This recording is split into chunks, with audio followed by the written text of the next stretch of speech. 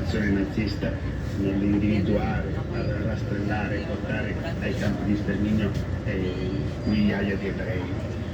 È per questo che è nata la giornata della memoria, ma è per questo che è molto difficile oggi, dopo tutta la guerra di Gaza. Si sa benissimo quante pulsioni, quante pressioni ci sono state, ma bene ha fatto il Presidente della Repubblica a tenere la barra dritta, come ha fatto anche questa mattina con la celebrazione al Quirinale, e bene ha fatto il Presidente del Consiglio con la sua storia, ricordare le responsabilità del fascismo nella persecuzione degli ebrei e i rischi connessi al risorgere dell'antisemitismo.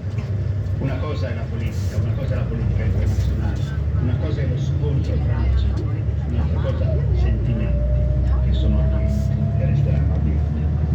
Ci sentiamo alle 5, professore.